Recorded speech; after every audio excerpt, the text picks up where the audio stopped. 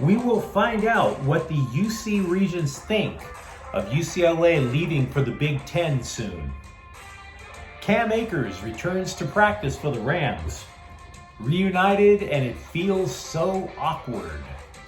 And I got a question for you guys. Is Darvin Ham making the tough calls? Or are these the only calls that he can possibly make? Hi, I'm James. This is your daily dose of sports and snark for the greatest sports city in the world, Los Angeles. This is Faithful Angelenos Sports Morning Update. It is November 4th, 2022. I want to start off by thanking the new subscriber who joined the channel. I appreciate every last one of you. And if you like the content that we put out about LA sports, clickety-clack the like button. Clickety-clack the subscribe button. There's a notifications bell. Hit that. It'll let you know when we drop new content. Sharing is caring. Let people know we exist. And yes, comment. I am not perfect.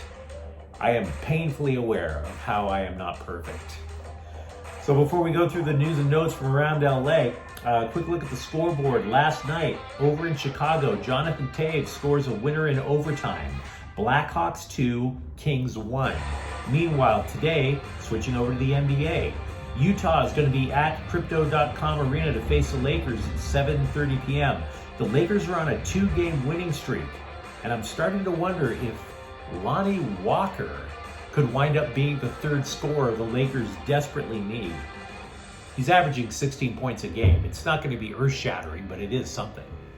Meanwhile, the Clippers play San Antonio at 5, and if you want to know about the Clippers right now, it is literally all about Paul George. When Paul George is scoring 30-plus, the Clippers are going to win.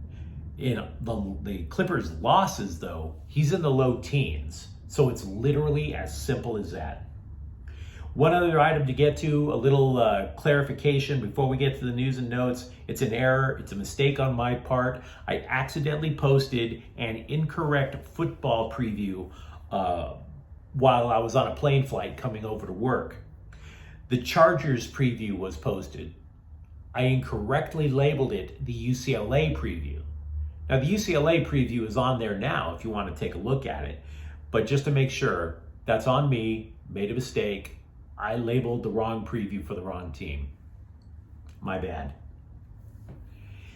Speaking of UCLA, the UC Board of Regents will either bless or curse UCLA's move to the Big Ten later this month. They're going to have meetings November 15th through the 17th. This is according to the San Jose Mercury News. Now, outright stopping the Bruins from moving to the Big Ten is considered unlikely. The report is suggesting that the Board of Regents is trying to find alternatives to sort of punish UCLA, but save face at the same time, but still letting UCLA go to the Big Ten. To wit, the report is suggesting that UCLA may be ordered to compensate Cal Berkeley, because without UCLA, Cal Berkeley loses TV revenue, which is a UC school. So they would want to make sure that UCal was made whole. Whether or not that's legal or not, I have no idea. There's also the possibility that the Regents are actually going to try to twist UCLA's arm to talk the Big Ten into taking Cal. I don't think they want Cal. I really don't. But hey, sometimes you know how it is when you were little. Your mom made you drag your little brother to everything with your big friends. So little brother Cal, the Golden Bears, it's all yours, Michigan State. Do with them what you will. We don't care. So I must say, I was reading the story, and it mentions Bill Walton. I hate it when newspaper reporters spin things, and I know this because I was a newspaper reporter.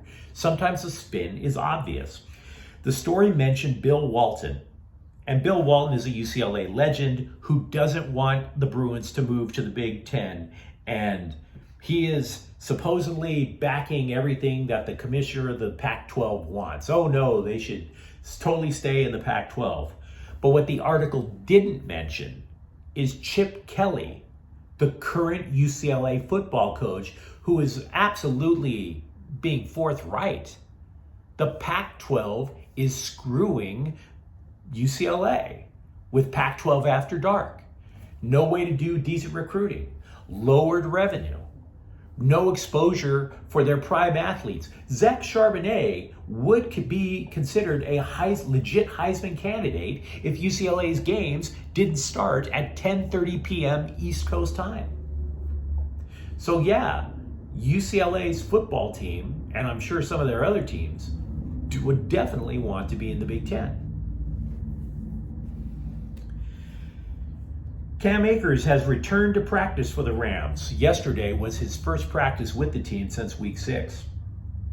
He was on the trade block. You know, he's had a rough year. He originally, after a week or so, Sean McVay called him out, said that there was a lack of urgency with the way Cam Akers was approaching the game. And then in week 6, all of a sudden, the guy gets sent home. And they claimed it was personal matters, philosophical differences between what the coach wanted and what the player wanted. They never really got into detail. Well, they tried to put him on the trade block. They didn't get anything for him. And Cam Akers comes back and he says to the reporters that he never asked not to play, that he never asked not to practice, and that he never asked to be traded from LA. And I'm going to be honest with you. I believe every word he said in there.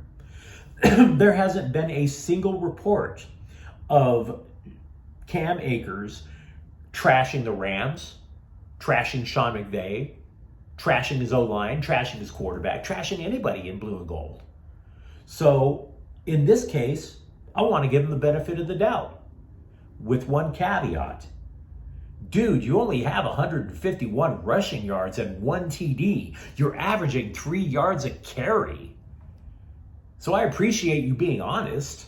I appreciate you not trashing your Rams allegedly on your way out the door. But 151 yards?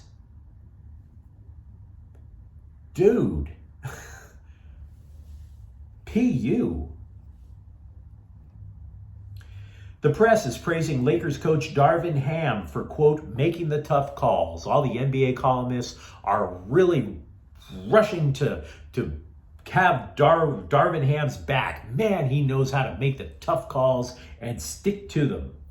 Like, you know, benching Russell Westbrook, having him come off the bench, benching him late in the fourth quarter. You do realize the man had no choice, right? Is it really a tough call when you really have no choice? Wouldn't you say? The status quo, the idea that Westbrook had to be in there, the status quo is what got the Lakers to 0-5 in the first place. I mean, and besides that, I do want to start kind of angling away from talking about Russell Westbrook, because Russell Westbrook isn't the only decision that Darvin Ham was forced to make. Forced. Due to production. When you are 0-5, you have to make choices, not because they're tough, but because you know the people that you have on the court aren't doing the job. So it's not just Russell Westbrook. Kendrick Nunn, his playing time. Same for Damian Jones, playing time cut. They both started the year in the starting lineup. They did not play at all when the Lakers played on Wednesday night. They did not play, and they were healthy scratches. Speaking of the Lakers, remember how we were talking about Indiana Pacers center Miles Turner dropping serious hints about how the Lakers should really look to have Miles Turner traded to LA? Yeah, that's not it. He also wants a $20 million a year contract when he gets traded to LA. Oh, really? So I want to come to LA, I want $20 million a year, and I want a pony. Why don't you just ask for the pony, Miles? Because you only scored 12 points a game. I don't know economics all that well, okay? I really don't. But 12 points does not equal $20 million. It barely equals the pony. You might want to tap the brakes on this a little bit. We've mentioned that the Chargers might be missing their top 3 wide receivers in Atlanta this weekend. That's on the Chargers preview. That's on the Chargers playlist. That's not necessarily true. Number 3 receiver Joshua Palmer expects to return. He was in the concussion protocol, but he has not been given the okay from Coach Brandon Staley. He is not saying whether or not Palmer is going to play over in the Dirty South. So we're going to have to be real about it. Just because the player says his concussion is cleared, maybe the doctors and the coaches might know a little something, something. Say hello to your third Chargers kicker. Cameron Dicker joins the practice squad. What a fun last name. He replaces Taylor Bertolet, who also has a very fun last name. Bertolet injured his quad Wednesday. Now Dicker, he last played with Philadelphia in Week 5. He was 2 for 2 in field goals, 2 for 2 in extra points. Dicker was primarily known for his work at the University of Texas. He kicked 60 of 79 field goals. He was successful on that ratio. Haven't mentioned a lot about USC basketball. 5-star center Vince Iwuchukwu, he had cardiac arrest during the summer. We did talk about that. Now, maybe he can come back, but let's be real. A teenager with cardiac arrest, very scary stuff. Very scary. So if he does come back, though, it's probably going to be in the mid-season.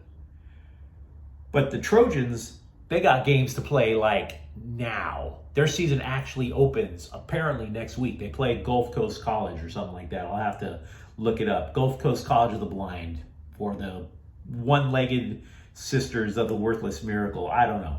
The Trojans would be thin up front. So the options, should Iwuchukwu not be able to play, pretty much start with Josh Morgan. Morgan was transferred in from Long Beach State. He played a little bit with the Trojans last year, scored only 3.2 points per game last year. So it's either that guy or they go small ball. Tough decision for Andy Enfeld to make. Let me know what you think if you're a Trojans basketball fan in the comments thread. Anybody else wondering what the hell's up with Quentin Byfield of the LA Kings? He hasn't played since October 25th. They say he's sick. We have no idea with what. Anybody? No? I mean, I realize they're getting scoring from other places, right? But he was the number 2 overall pick a couple of years ago. This is supposed to be a breakout year for him. I mean, he's still a teenager. Does he have mono? Can somebody fill me in? I want to give you guys a final note. Tomorrow, LAFC is going to play Philadelphia Union in MLS Cup. Now, later on today, later this afternoon, I'm going to be posting a preview of MLS Cup as a special report on Faithful Angelenos. Let me know what you think about that when that clip drops. And of course, I'm not going to claim it's a Chargers preview. It'll be accurate. So, let me know about all of this stuff, what you think in the comments thread. And if you enjoyed talking LA sports, if you enjoyed this content, don't forget to subscribe to Faithful Angelenos. We do talk LA sports here. Thank you for watching. I'm James. We'll be back later today. Faithful Angelenos is a Kia and Corte El Queso production. Take care.